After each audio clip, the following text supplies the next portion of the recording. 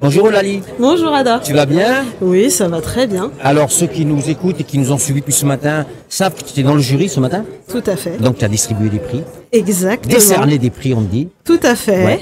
Et moi j'avais envie de savoir qui tu étais exactement. J'ai entendu parler de À talent égal. Tout à fait. Alors dis-moi, c'était quoi? Juste pour rappeler que vous étiez partenaire avec Talentéo sur Sport to Job.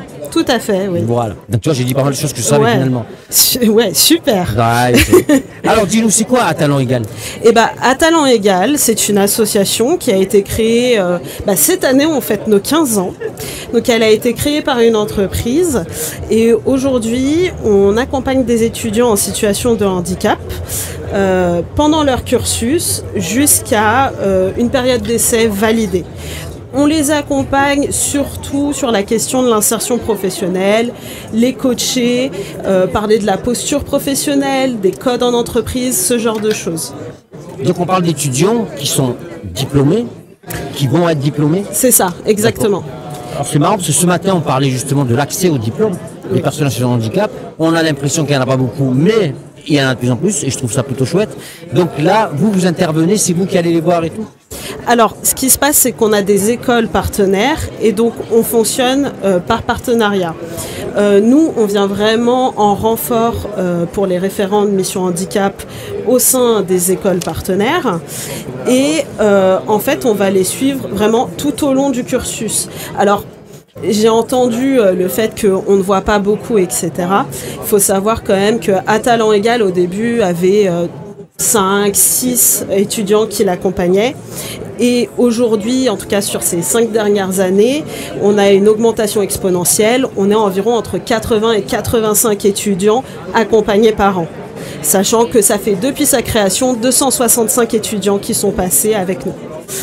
Et c'est exponentiel parce que tout simplement, on en parle plus. Parce que nos partenaires écoles sont handi-accueillantes.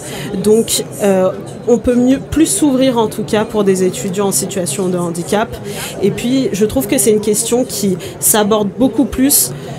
Pas assez à mon goût, mais en tout cas beaucoup plus, notamment sur la nouvelle génération qui arrive dans le monde du travail. Et du coup, ça libère un peu la parole. Et en fait, il y a cette idée, parce que depuis ce matin, on reçoit beaucoup de gens, de personnes qui nous parlent de travail concrètement. Vous êtes la passerelle, finalement, entre les études et le travail. On est, alors, passerelle, oui, on est une passerelle vraiment entre un accompagnateur, on va dire. Tout à fait, on est une passerelle entre les deux. C'est ça, c'est exactement. On est une passerelle entre les deux. Le but, c'est d'avoir une insertion professionnelle qui soit utile, qui soit concrète, en fait. Il faut qu'elle fonctionne. Alors, si tu dis concrète, c'est important, parce que je vais dire, mais en fait, concrètement, je t'entends parler de... C'est important de rappeler de jeunes diplômés qui vont, en tout cas, sont en train de faire des études. Donc concrètement, on peut dire qu'il y a des gens en situation de handicap aujourd'hui qui font des études. Tout à fait. C'est très important de le rappeler quand même. Oui, tout à fait.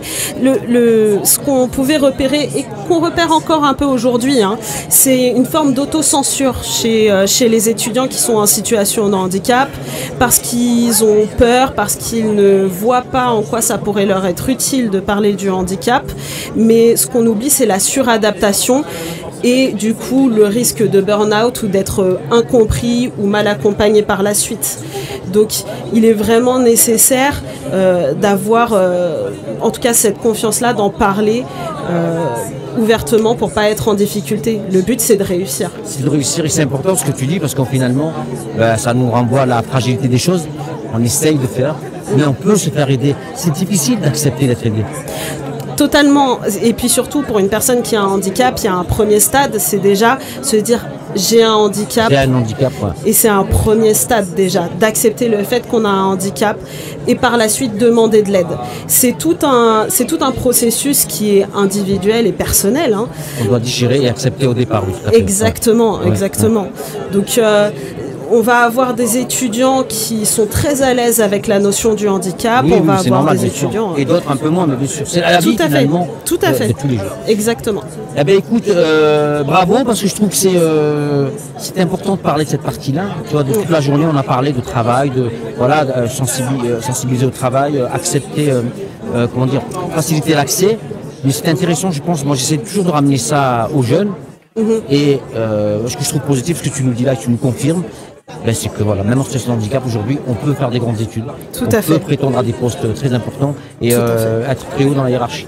Tout à fait. Mais il faut se faire aider et accepter ça. C'est ça, exactement. On a quand même un pourcentage de jeunes qu'on accompagne qui grandit, hein, qui a à la base visé par exemple un bac plus 2 et qui en fin de compte poursuivent sur du bac plus 5. On a aussi des doctorants. Je te coupe parce que c'est important.